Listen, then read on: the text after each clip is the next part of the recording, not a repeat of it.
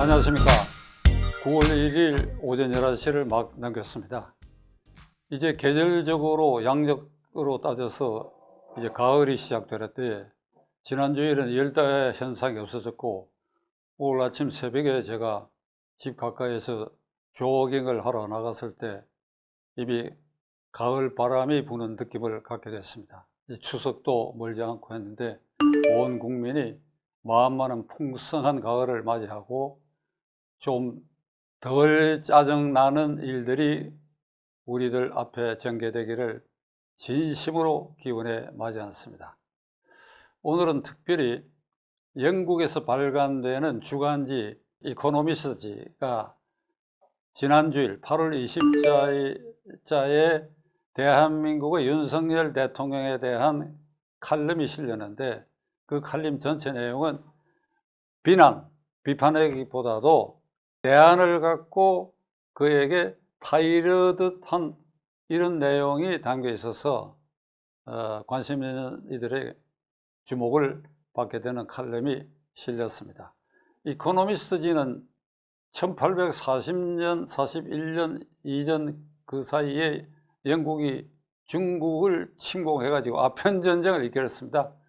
뭐 이 얘기 옆길로 갑니다만은 세상에 아편 팔아먹는 걸 반대한다고 해가지고 그 나라를 침공하는 영국 초기 자본주의의 아주 추악한 모습을 보이는 그런 전쟁인데, 그 전쟁 와중인 1843년에 발행을 시작했으니까 지금 178년째 그러니까 된 그런 아주 주간지인데, 세계적으로 지대한 영향을 주는 것은 특히 각국 지도자들, 공산세계도 마찬가지입니다. 각국 지도자들에게 정계뿐 아니라 뭐 각계 지도자, 문화계, 예술계, 그 다음에 경영계 등에 아주 심대한 영향을 미칠 수 있는 그런 주간지로 아주 역사적으로 매김을 하고 있습니다.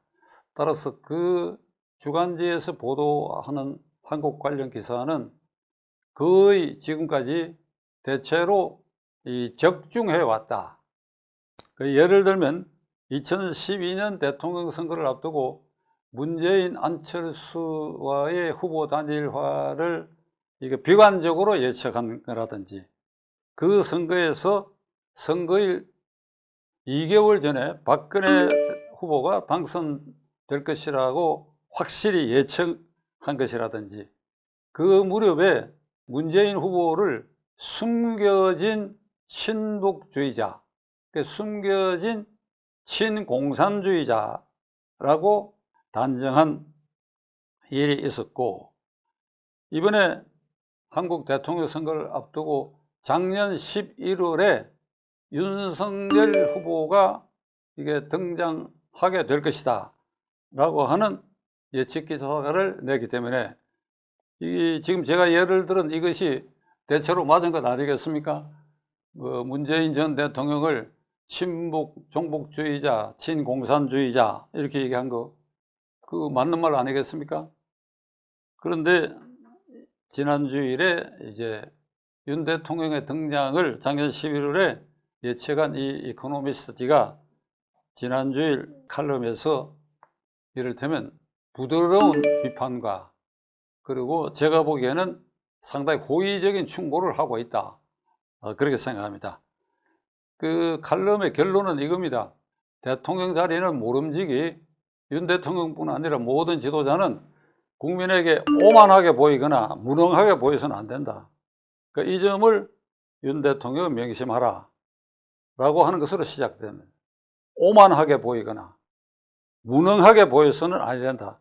설사 무능해서 정책 실패가 있다 하더라도 그것이 무능해서 비롯되지 않다고 하는 홍보할 능력을 갖춰야 된다. 그러니까 무능과 오만을 경계해야 된다. 그런 얘기를 적어서 모두의 내가 무엇을 하느냐 하는 것이 중요한 것이 아니라 내가 어떻게 하겠다 하는 것. 예를 들면 환율을 안정시키겠다, 무슨 이 중소기업을 육성하겠다, 재벌 규제되는 것을 협파하겠다. 그러니까 하겠다는 것만 얘기하고 구체적으로 어떻게 하겠다 하는 것에 대한 설명이 뒤따라야 된다. 그리고 윤 대통령은 늘 국민의 뜻을 존중하고 국민 속에서 국민을 위해서 국민의 뜻을 존중하겠다고 이렇게 얘기를 하는데 그건 좀 지나치다. 지도자는 모름지기 국민을 이끌어 가야 된다. 여러분들이 이렇게 생각하는 부분이 있다 하더라도 저는 이러이러한 이유로 이렇게 끌고 가겠습니다. 그러니까 이런 자세를 택해야 된다. 그래서 정책이 인기 있는 정책일 때는 그건 완전히 자기 것으로 소화해버려야 되고 비인기 정책이라 하더라도 따라서 어느 순간에 국민들이 거부하는 농도가 높다 하더라도 대통령은 이것을 설득하고 이끌어야 된다. 이끌어야 된다. 비인기 정책이 옳은 것이라면 이끌어 가야 된다. 설득하고 해명하고 홍보를 해서 이끌어 가야 된다. 국민에 대한 그 설명 부족의 사례로 이제 청와대를 용산으로 이전하는 걸 이 이코노미스트는 예를 들었습니다. 그것이 대통령 입장에서 옳은 일이라고 한다면 국민들에게 그에 대한 설명이 굉장히 부족했다. 왜 그게 가야 되느냐 하는 것에 대해서 굉장히 부족했다 하는 것을 지적하고 있기 때문에 용산에 간다. 왜 가느냐? 가서 어떤 이점이 있느냐? 비판자들이 예를 들자면 청와대에 있으면 이 북한의 비상시에 이 탄막 거리에서 벗어날 수 있는데 용산으로 가면 노출되지 않느냐? 아니다. 그런 경우라면 용산이나 청와대나 별 차이가 없다라든지 그걸 국민에게 설득하고 이를 홍보하는데 이게 최선을 다하지 못했다. 그리고 이코노미스트가 얼마나 정밀하게 봤는지 이 박무선 이 교육부 장관이 취임해가지고 결국 낙마했는데 낙마하게 된 그 사건이 취학 아동의 연령을 만 5세로 한다 하는 걸 대통령에게 보고하고 이거 그냥 즉각 발표를 해버렸다 이 말입니다.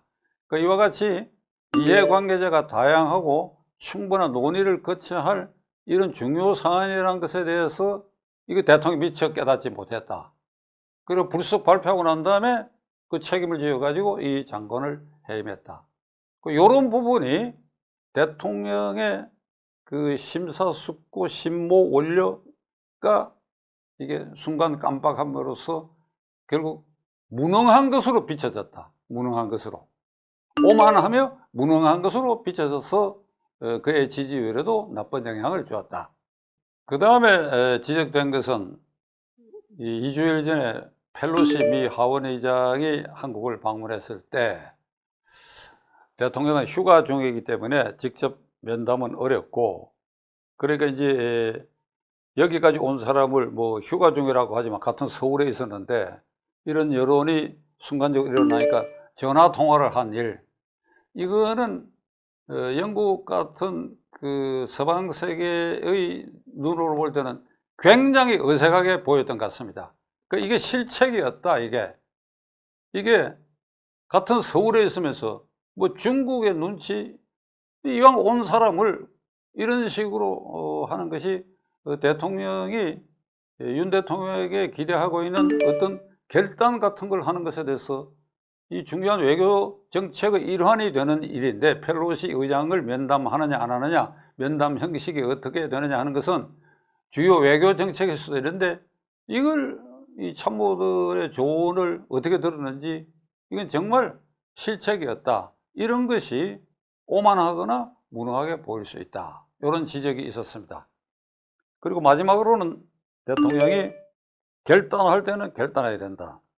근데 그게 구체적인 설명은 없었습니다만 이건 아마도 문재인 전 대통령과 이재명 현 민주당 대표와 그와 관련이 있고 그런 정권 실세로서 고위직에 있었던 사람들에 대한 엄청난 부정부패 사건에 대해서 이게 당선되고는 거의 5개월이 지나가고 이제 취임한 지도 100날이 지나가고 하는 이런 마당인데 여기에 대해서 국민들에게 뭔가를 제대로 결단한 것을 못 보여주고 있다. 그러니까 이런 것이 결국은 윤 대통령에게 엉뚱한 데서 오만하고 엉뚱한 일에 무능한 것으로 비춰질 가능성이 있다. 그러니까 결단할 때는 단호하게 결단해야 된다. 대체로 이런 거를 이코노미스트가 실었는데, 전체적으로 봐서 저는 이렇게 호의적인 충고를 했다고 봅니다. 이걸 뭐 아주 날카롭게 비판하고 하면 뭐 한이 없는 그런 내용일 수 있는데, 그러니까 아직 임기 시작 초니까 이런 어떤 넉넉한 마음으로 윤 대통령에게 충고를 했으니까 그 이코노미스트의 충고를 윤 대통령 자신과 측근 참모들은 잘 살펴서 그게 부응하는, 그게 귀담아 들을 수 있는 부분은 부응하는 그런 날이 되기를 기원해 마지 않습니다. 끝까지 시청해 주셔서 감사합니다.